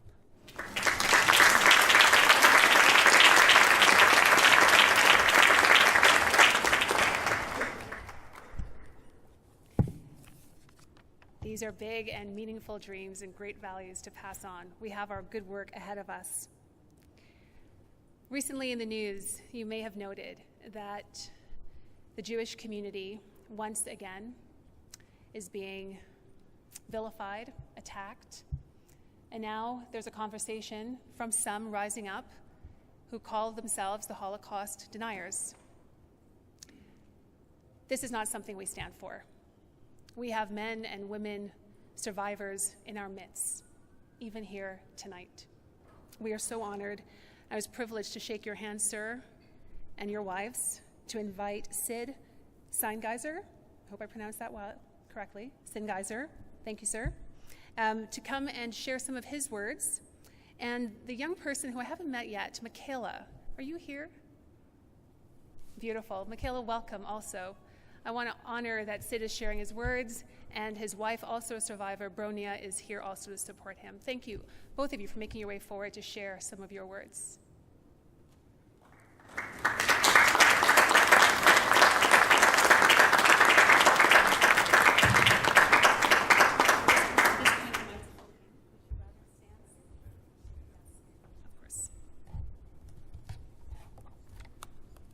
Thank you so much.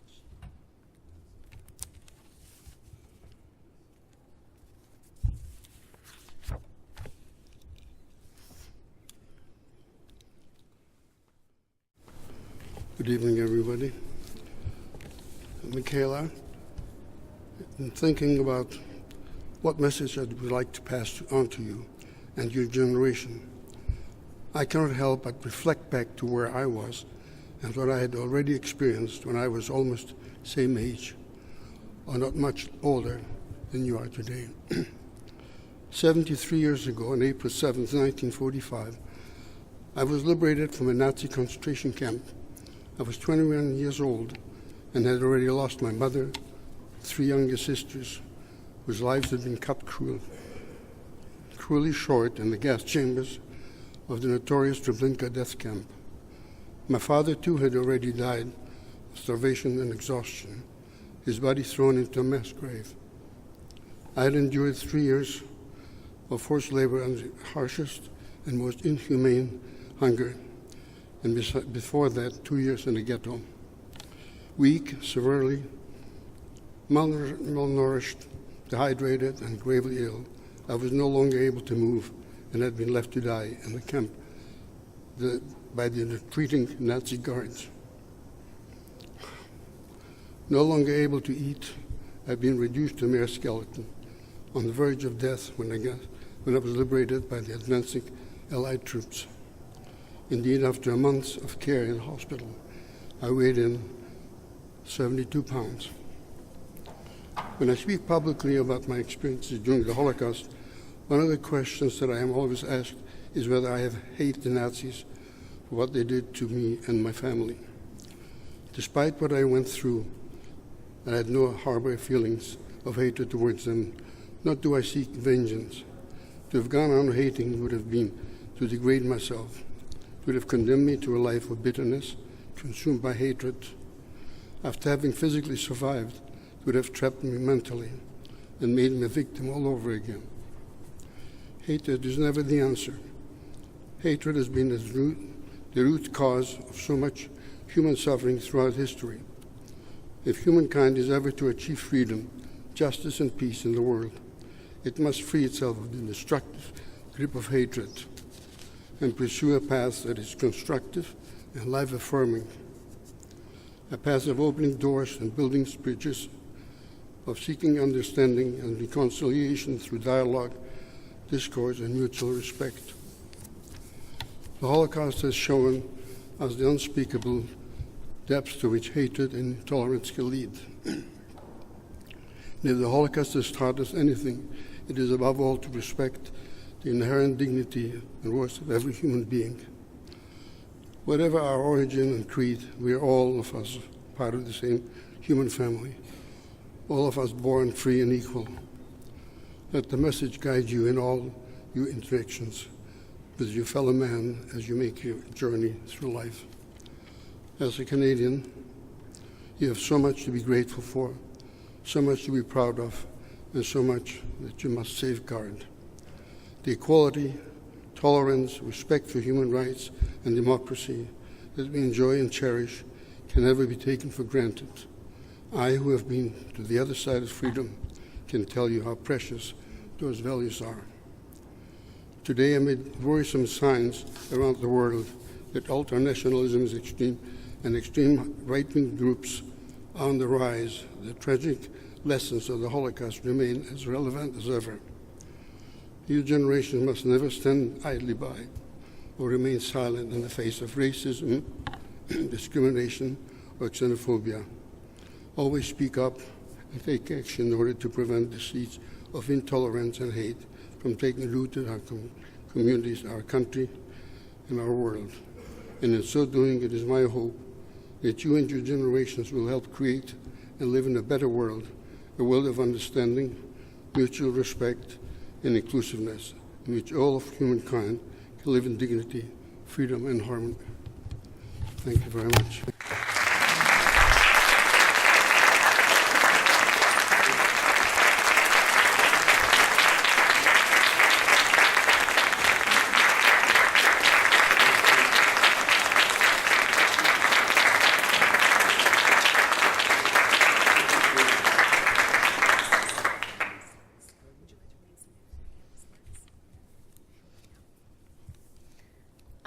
First, I would like to thank you, Sid, for sharing your wisdom and teaching with us. I hope that it will influence others and myself to bring good into this world. Last summer, I, along with a group of 40 teenagers from across North America, took a journey to Poland for a week, followed by 3 weeks in Israel, to help us learn and uncover parts of our past and our potential. This was one of the most devastating but amazing experiences I have been through. I came home from Israel with an even greater passion and connection to Judaism, but a completely different outlook on life. I was able to see the way Jews were forced to the outskirts of society by people just like them because of difference in belief. And then a week later, getting on a plane to Israel to have people on my right and left to invite me to their home for Shabbos dinner. I was able to see the impact of others' actions and the importance of brotherhood and family from both extremes. Here in Calgary, I try to embrace this by participating in the program Live to Give by Calgary Kollel. This program takes initiative to volunteer all around the city wherever help and support is needed, no matter religion, race, gender, or culture. This importance of family and sensitivity to others is one aspect of Judaism I hope will always be passed on to the generations to follow, and along with strong education will prevent another atrocity that many, just like Sid Singeiser, had to experience. Thank you.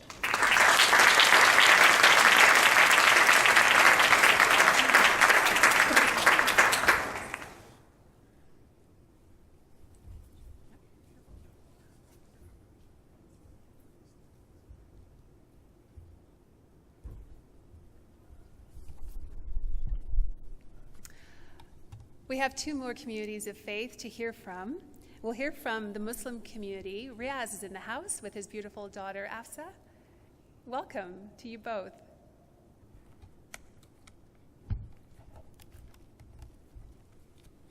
Microphone's all yours.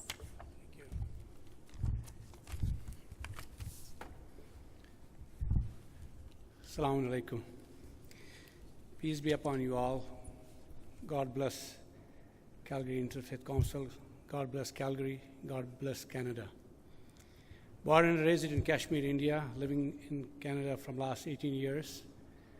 I'm really blessed to be in this country, in this city where we are sitting in this, as Mayor Nancy said, in a living room of the city, which is really blessed, having all of us of different faiths together. I would like to start off with a verse of Holy Quran that will highlight the entirety of my speech from chapter 3, verse 105. It is stated that, and hold firmly to the rope of Allah all together and do not become divided. Each generation is the guardian and is responsible for another generation. Each generation is responsible for the generation which comes after them and is responsible to ensure that the religion and the guidance which has been given to the previous generations, which have been protected and carried from hand to hand and have reached the next generation, can in turn be given to the future generation. Therefore, each preceding generation must be ready and equipped to accept the teachings that will benefit humanity and make the best use of them. The youth are the leaders of the future, and the discussion of leadership includes responsibilities which all of us, the old generation and the new, are obligated to fulfill. The leadership and the guidance of an individual or even an entire generation does not take shape in the same ways and manners within altered instances and conditions in different times. Rather, it's different. Thus, the form of leadership must also approach methods in conveying the idea. It is as Imam Ali, peace be upon him, has said, "Do not raise your children the way you have been raised, for they were born in a different time." The ways and the means used in the leadership also differ, and one general prescription cannot be given which would work for all people and all generations living in different times. Due to this fact, in each and every era and while living under different conditions, we must carefully think about this issue, and through contemplation, we must see in what way the leadership and governing should take from and what prescription must be given to the society. When one plants a seed into soil, it does not grow and bear fruits except after much care. A seed needs care, love, and patience. Do our youth not need the care and patience so that they will bear fruits? What I would like to transmit through my generation is the existence of love, peace, and harmony among the people of society that make a society a living one that is fit for human life and evolution, in which all can find salvation, progress, and can enjoy each other's sympathy and sincerity. I would like to transmit the teaching of Messenger of God, Prophet Muhammad, peace be upon him, and his progeny, peace be upon them. It was their teachings that made Ethiopian slave Bilal and the Persian Salman brothers and two of the best companions of the Holy Prophet of Islam. In the light of this unity, many deep-rooted enmities were reconciled and divided groups were united. This unity requires that all human beings, regardless of religion, gender, or race, share each other's sorrows and joys like members of a large family. And alongside that, I would like to transmit and stress the importance of three things: stand firm with the truth, have faith, and seek knowledge. It was the Holy Prophet Muhammad, peace be upon him, who taught us that we should seek knowledge no matter what. And the first revelation in the Holy Quran was Ikra, meaning read. Standing firm with the truth teaches us to stand against oppression, tyranny, and injustice. Imam Hussein, the grandson of Prophet Muhammad, peace be upon them, was martyred because he stood against the oppressor of his time and preserved human dignity and justice.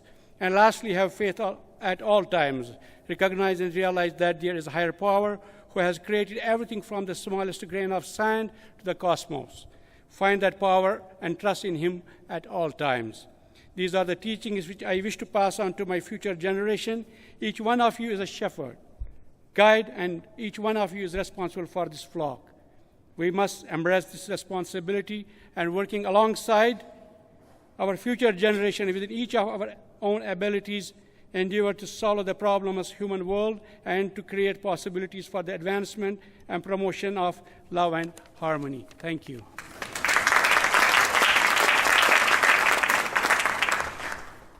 أعوذ بالله من الشيطان الرجيم. بسم الله الرحمن الرحيم. In the name of Allah, the Beneficent, the Merciful. Assalamu alaikum, peace be upon you all. All praise and glory belongs to God, the Creator of the universe, the Creator of you and I, and the Creator of all the past and future generations to come. I'm honored to have the opportunity to speak at the opening of the UN Interfaith Harmony Week, and I'd like to thank everyone who made this event possible. The youth of today are the leaders of tomorrow, and tomorrow will come sooner than you can think. Tomorrow, the future of the world, the future of humanity will lie in our hands, and there will be yet another generation, another flock of whom we, the youth of today, will be the shepherds of. But before that leadership falls into our hands, before the responsibilities of the world are placed upon our shoulders, we must be ready. We must learn from our elders and our surroundings. We must understand what it is that we have to do, and we must learn how to do it, because one day we'll be in the same position as our elders. We will have in front of us yet another generation that we, the youth of today, will be responsible for. But before any of that is even achievable, and as cliche as it may sound, we must embrace unity. And not just something we say, but something we accept at the very foundation of our hearts. We as youth must understand that yes, we have differences, that I do dress differently, or that person does have a different skin color. But those differences do not mean that we cannot work together. Unity does not know any geographical, religious, or racial boundaries. Unity happens when one heart wholly accepts another.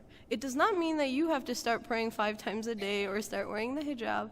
Unity means accepting each other as they are, as different as we are, so that we can work together towards a common goal. We are capable of transcending the hate, and I know that current events don't really make it look like that, but we really are. And it all starts with ourselves, our families, and our friends.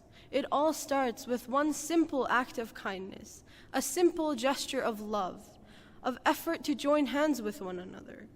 Our society has set us up to think that so-and-so is inferior just because of the color of the skin or just because of how they dress. But when I hear that, the words of Prophet Muhammad, peace be upon him, echo in my ears, and he says that no one is superior over another except by goodness. We do not need to build walls. We do not need to push each other away, and we certainly don't need to look down on someone unless we are helping them up, because that is what we ought to do. We need to give a hand to one another, help each and every person rise to becoming the best version of themselves, so that our world will be rid from this darkness. So what as youth is our role? What is my role? Exactly what my father said. Live with tolerance, stand firm with the truth, have a little faith, and seek knowledge. It can all be summed up in chapter 103 of the Holy Quran, in which the Almighty says, I swear by time. Indeed, mankind is in loss, except for those who have believed and done righteous deeds, and advised each other to truth, and advised each other to patience. We have deviated from those essential aspects, and in my opinion, it is through knowledge that we can acquire those things. And when I say knowledge, I don't mean 12 years of schooling or a master's degree or a PhD. I mean the knowledge which will help you recognize your identity, what your purpose is, and where you are going. I mean the knowledge that gives you your values, teaches you the rights of the people around you, and the way to treat one another. I'm talking about the knowledge which will give you the criteria to distinguish right from wrong, oppressed from the oppressor, the terrorized from the terrorist. And when you learn all of that, when you learn your identity and your values, hold on to them. Then teach the world through the light of knowledge that dominates your heart. For me, it is the school of thought. It is the knowledge taught to me by my parents of Prophet Muhammad and his holy progeny, peace be upon them, that allowed me to understand those things. And you too must find the knowledge, that light of truth, which will illuminate your heart and soul, because then, and only then, can the world around us be illuminated. So that is what I wish to convey to you, and those are what my values are, and that is what I wish to take forward throughout the generations. I hope that the youth of today will accept this responsibility that will soon be ours, and become the leaders of tomorrow. I'll leave you with some words of encouragement that belong to a phrase from one of my favorite quotes of Imam Ali, peace be upon him, who says, "You presume you are a small entity, but within you is enfolded the entire universe." Thank you.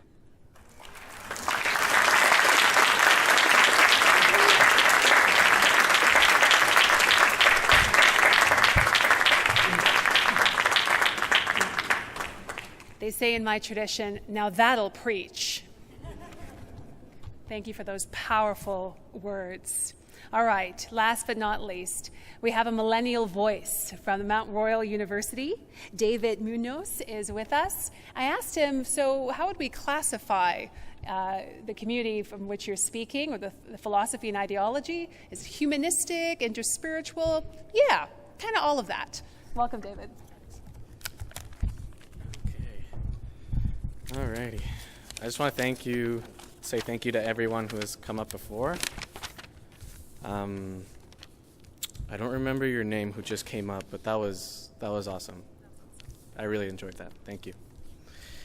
Okay, we've heard today from different people of different generations and different faith backgrounds on how we pass down our traditions, faiths, and values.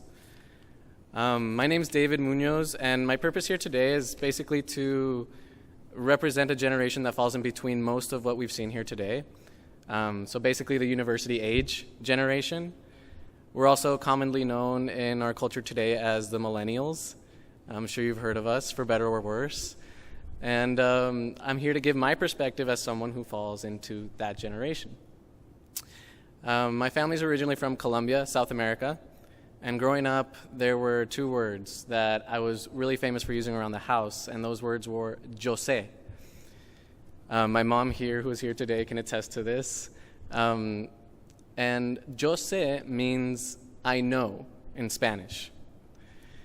And so whenever someone tried to ask me if I needed help with anything, I would usually reject and say, yo sé, yo sé. Whenever someone tried to tell me I was doing something wrong or tried to correct me, I would respond with yo sé. So I knew everything, and no one needed to tell me anything because I knew it all.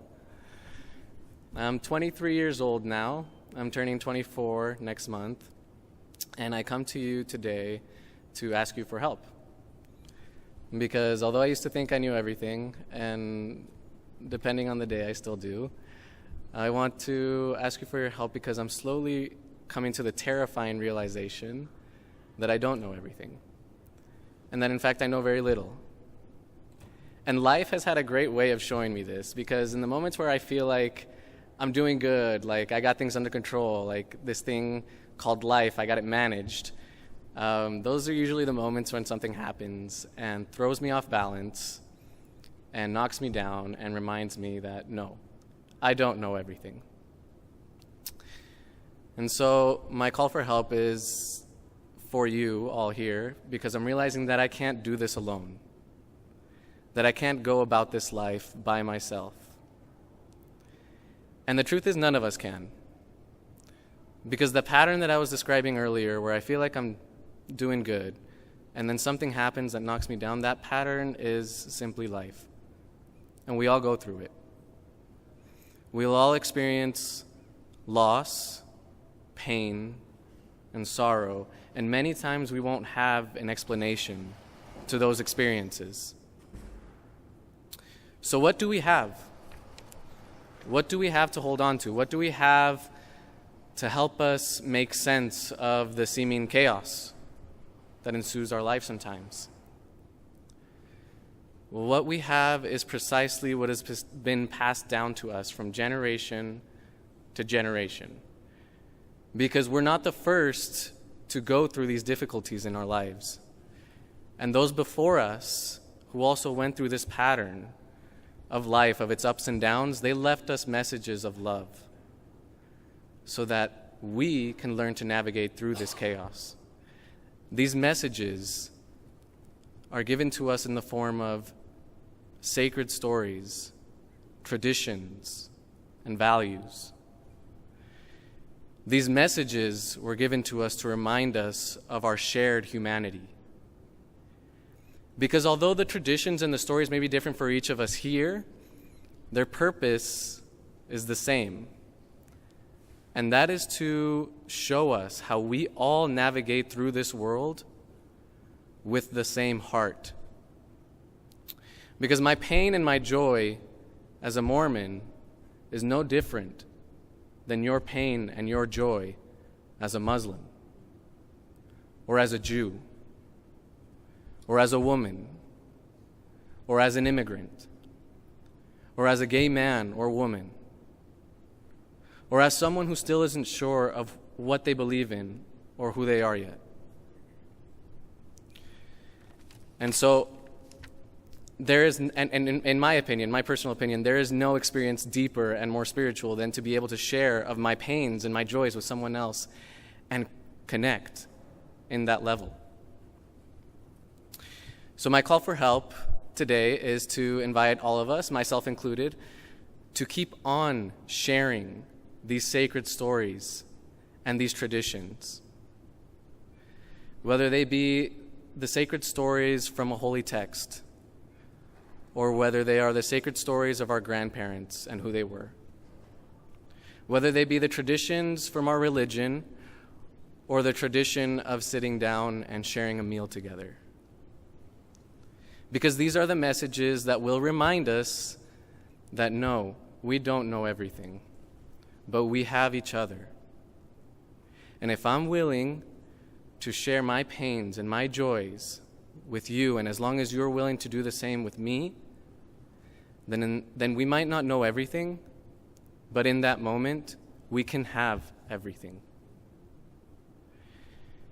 And so, in opening this week of Interfaith Harmony, I want to invite us all to think about the theme of passing down our sacred experiences from generation to generation. But I also want to invite us all to think about sharing our sacred experiences with each other. Because that is what is going to remind us that it doesn't matter who you worship, who you love, or what you look like.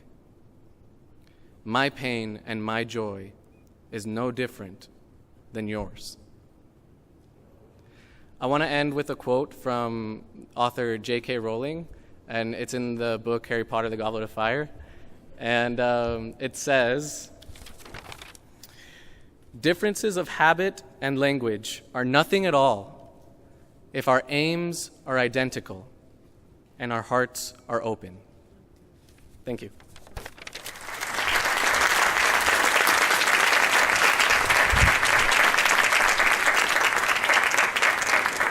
Will you join me in giving gratitude to all of those who shared their words of wisdom from the heart?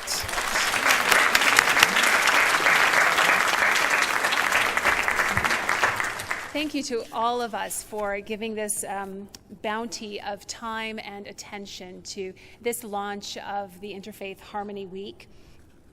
It is a launch, and so I just want to ensure that you know where to find the information you need so that you might attend and engage and might be able to invite others, many others, everyone you know in the city, to take part in one or more of the amazing events that are happening. So again, in your inside bulletin where the staples are, on the left-hand side, please go to www.calgaryinterfaithcouncil.org.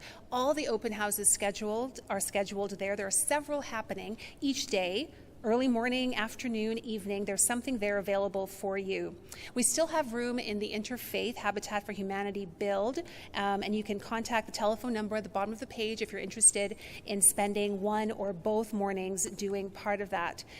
There is still room to come and volunteer at the food bank, and there is, an amazing first-time experience for the Calgary Interfaith Council doing our first multi-faith dialogue, and that's happening on on February 6th at 7 o'clock. And the conversation there is about the question, religious discrimination in Calgary? Might be worth having a conversation about. I've already highlighted the concert that's happening on 2 days, February 10th and 7th, and there will be an opportunity for all of us to be in the same room together again, feasting on a great meal next week, February 7th, for our concluding dinner. Wouldn't that be amazing if we were all back together again? We're able to swap our stories, tell the ways in which we've grown, and really meet one another, transformed from the week that we have experienced together. It's been a wonderful evening. We are going to... Yes.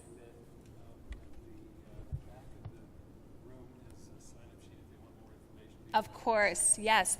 Rabbi is reminding me that they would appreciate you calling or emailing to RSVP for any of the events that have meals. So that would be the Monday Interfaith Breakfast. I'll be there 8 o'clock, or the concluding dinner. So if you're going to be there, you can let us know. There's a sign-up table on the back also. With gratitude that we stand on this Treaty 7 land, this amazing Turtle Island, and that we are part of building not only this city, but this great nation, I invite us to stand for the concluding singing of our national anthem.